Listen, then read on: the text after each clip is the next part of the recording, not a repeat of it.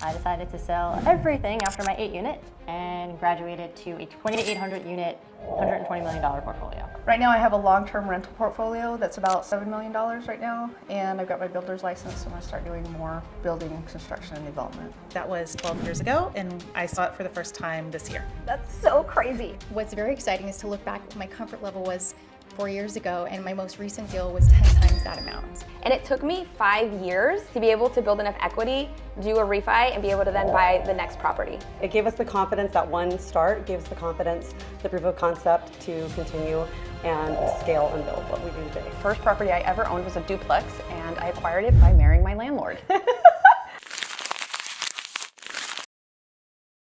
I'm here sharing inspiring stories about fearless entrepreneurial women to help encourage you to live your life unapologetically. I'm your host, Heather Blankenship. Welcome to the Unapologetically Me podcast. On today's episode, we're gonna do something a little different. So I've noticed that in my coaching program that a lot of women come in thinking something different than they should be. And that's because social media blows up these big deals that people do. They talk about needing a 100-unit multifamily property. They talk about buying a $10 million RV park as your first deal. You've got to buy self-storage. Oh my gosh, single-family homes aren't going to make it. But here's the reality. Most of the successful investors you meet had humble beginnings, and they ended up in some pretty amazing places. So I've asked each of my coaches from the Society of Entrepreneurial Women to come on and tell us their story about their first deal. So let's get started. Jen, tell me about the first property you bought. I bought one single-family home. So I was working a W-2 job in Manhattan as an event planner, and I saved up a down payment, $32,000, to buy my first single-family home that was $106,000. Where was it located? I was living in New York, and it was just outside of Orlando, Florida. Oh my gosh, and then you ended up in Florida. How cool is that? Absolutely. What'd you buy next? So then I did one more single-family home, and that eventually got me to a duplex. And then I decided to sell everything after my 8-unit and graduated to a 2,800 unit, $120 million portfolio. Wow. Okay, so that is a huge leap. And I really want to point this out because a lot of people only see the story or only hear the information of $120 million portfolio. But let's talk about that portfolio, because I don't think people like to add in the information of you were a GP on that deal, right? That's correct. Because it was a syndication. It was. Which meant you raised a bunch of money from investors, used a bank loan, went and bought multiple deals that added up to that $120 million, right? That's correct. But you only get a little piece of the pie. A very tiny sliver of that 2,800 unit pie. And now, after a few years of doing that, you decided to switch directions.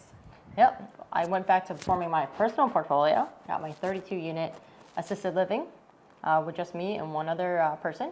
And now I stand to 4x my income in just one deal. Okay, so let's point that out. From buying one property that has 32 beds for a residential assisted living facility, you're going to be making 4 times what you were on a $120 million portfolio. Yep, that sliver. I really want people to hone in on that, because sometimes we go to these conferences and people are like, I got 1 million properties. And then you're like, oh my gosh, they have way more than me. But that number doesn't always tell the truth. And you started by buying one single family home. Just one. Chrissy, tell me about your first property. The first property I ever owned was a duplex, and I acquired it by marrying my landlord. Okay, how did that happen? I was renting one side, he lived on the other side with a couple roommates, and we got married, moved into one side by ourselves, rented the other side, and then we eventually sold it. Ultimate house hack. Yes. So what happens next? Then we purchased a restaurant, and we did that together for a couple years, ran into a recession, and filed bankruptcy for over $1 million at the age of 21. Wow. Even the ability to have $1 million in debt at 21 is crazy. And I think people think of that situation as the end, and the rest of your life is just ruined from something like that happen. What'd y'all do next? We had to pick ourselves up and start over again, and we went straight into multifamily. We bought a triplex and then a duplex. We started in the short-term rental business, as well as we had a couple other rentals, and we did flips. And then? And we decided to sell the whole portfolio and buy an RV park. Wow, what a different change of direction. Yes. So you had a few transferable skills though, right? You had some hospitality background, Yes. you knew how to manage projects, and you knew a little bit about the construction side of taking over distressed property. How much was the RV park? We purchased the RV park for $446,000 3 years ago. Wow. And I think some people don't realize you can get in that cheap. And then you do all of these projects. You're going through and adding the value, increasing the customer service, some really great systems and processes. And 3 years later, it's worth over $3 million. Yes. Jessica, tell me about the first real estate property you bought. The first property we bought is a condo on a university campus. And let's see, we were living overseas, and my husband was doing a lot of dangerous travel. And we had 2 small children, and we just decided we needed something. We needed a home base. And so he wrote his first book, and we took his entire payment from the book and put it towards real estate so that if anything happened, our family would at least have a place to stay. That was 12 years ago, and I saw it for the first time this year. That's so crazy. I feel like people think they need to see the deals before they buy them, but investment deals work a little different. How much did you pay for this one? We paid just around $62,000. And what does it rent for a month now? It rents for $1,250. 100% of that is ours because we bought it cash. And I think that the tax value this year is at like $128, $130. Wow, what a transformation. Now, 12 years later, you just closed on your first residential assisted living facility. It's how many beds? It's 2 facilities on 1 property, so 32. And the appraisal came in at what? The appraisal came in at 4.6. Such a transformation from that first condo at $62,000 a year to be buying multi-million-dollar properties now. Listen, y'all, I know today's episode is inspiring, but inspiration alone will never carry us to our ultimate goals. That's why I started the Society of Entrepreneurial Women. It's a mastermind for high-performing female investors and entrepreneurs who are living their lives unapologetically. In a world where most people don't get us, or they try to keep us confined in a small box, the Society exists to turn off the brakes and set you free. We have weekly calls covering investing, wealth building, health, relationships, family, and a whole lot more. We have small tribes to hold each other accountable to our goals. We have in-person, ladies-only retreats to disconnect and drive each other towards our dreams. And most importantly, this is a community where you can be unapologetically you.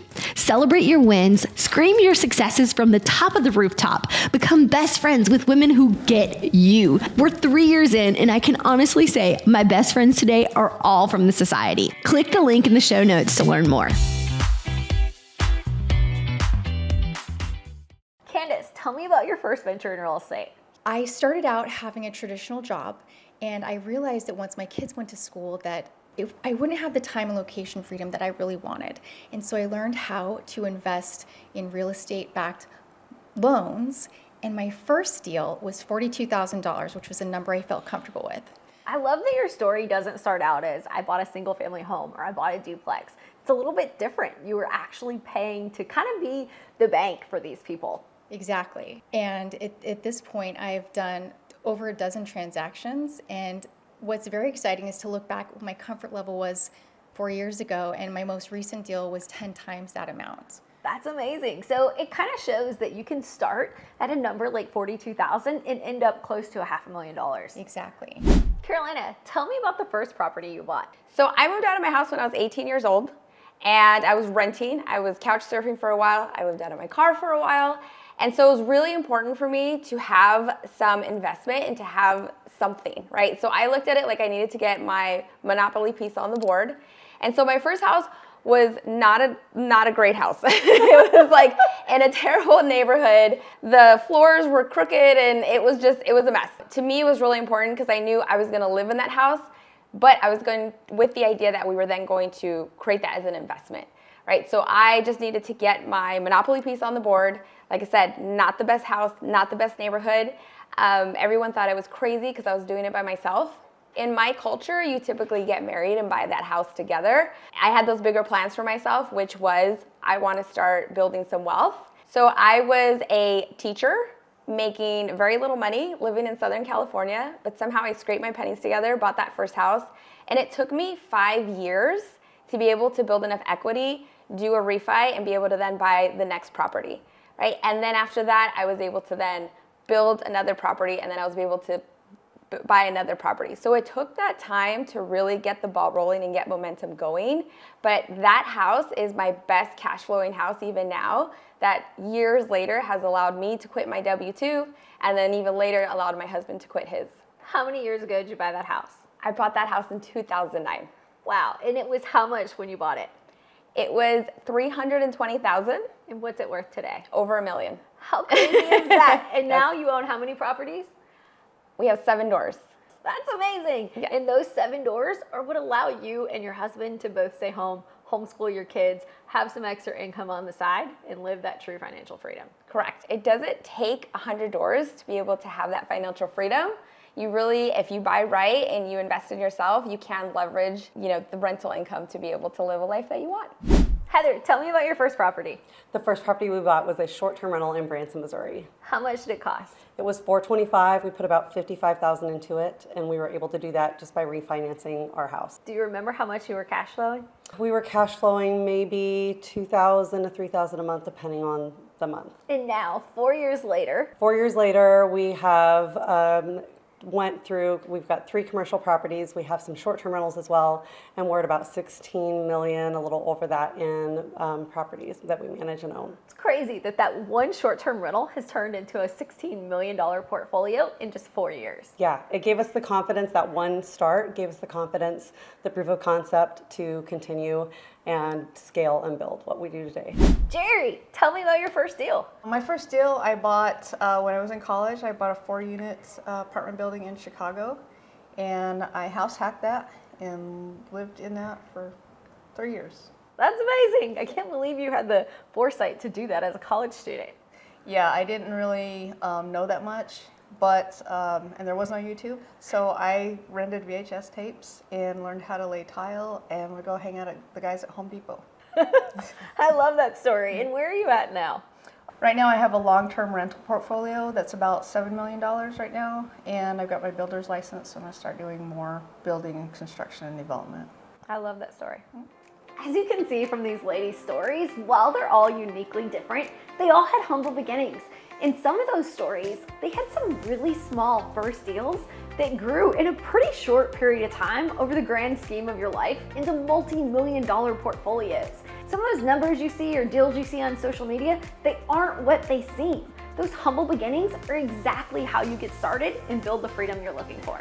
If you've enjoyed this video, make sure you like and subscribe below, and I'll see you next time. Remember, authenticity is your superpower. Stay unapologetically yourself, and let's continue embracing our uniqueness together. Make sure you hit that follow button so you don't miss the next episode.